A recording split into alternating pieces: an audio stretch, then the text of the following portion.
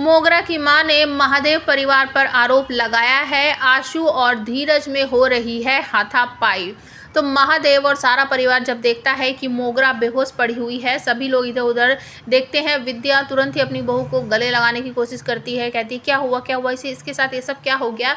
तो महादेव कहते हैं अरे हटो हटो, जल्दी से कोई गाड़ी निकालो, इनको हॉस्पिटल लेकर चलना पड़ेगा। और तुरंत ही सारा परिवार मोगरा को गाड़ी में बैठाकर हॉस्पिटल पहुंच जाता है, जहां पर जाकर उसको एडमिट कर लिया जाता है और डॉक्टर उसका फर्स्ट जो ट्रीटमेंट होते हैं वो स्टार्ट कर देते हैं। और एक लेडी डॉक्टर बाहर आकर पूछती है कि ये सब क्या हो गया है, इन्होंने कुछ खाया था क्या, आखिरी बार क्या खाया था इन्होंने। तो रज्जी आगे बढ़कर कहती है कि तरबूज। तो सब चौंक जाते हैं, तरबूज। तो वो कहती हाँ हाँ, जब हम इनके कमरे में गए थे ना तो हमने बेड के पास तरबूज देखा था, शायद इन्होंने तरबूज ही खाया है। आंसू चौंकते हुए कहता हाँ बिल्कुल, इसने तरबूज ही खाया था।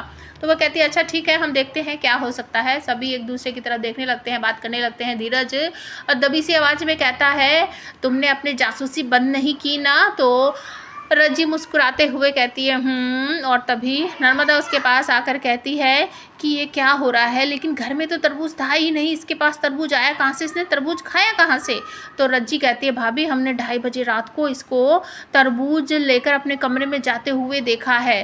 तो 2:30 बजे तरबूज कहाँ से आया। तो वो कहती है कि हमें ऐसा लग रहा है ये तरबूज बाहर से लेकर आई थी। और तभी डॉक्टर आकर बताते हैं कि उसकी कंडीशन अभी थोड़ी सीरियस सी है, लेकिन हमने ट्रीटमेंट स्टार्ट कर दिया है, जल्दी ही आराम पड़ जाएगा। उसको आईसीयू में एडमिट किया गया है। सभी लोग आईसीयू का नाम सुनकर चौंक जाते हैं और महादेव कहते हैं कि तुमने मोगरा के परिवार को फ़ोन किया क्या। आशु कहता हाँ हमने कर दिया है। तुरंत ही मोगरा के माँ और उसके पिता भागे हुए आते हैं, रोती हुई आती है लाजवंती, कहती है हमारी बेटी हमारी बेटी, हमारी मोगरा हमारी मोगरा। और आते हुए सीधा उंगली तान देती है महादेव पर, कहती है अभी तो 48 घंटे भी नहीं हुए हैं महादेव जी, आपने तो बहुत बड़े वादे किए थे हमारी बेटी को ऐसे रखेंगे, ये तो आज ही हॉस्पिटल पहुंच गई।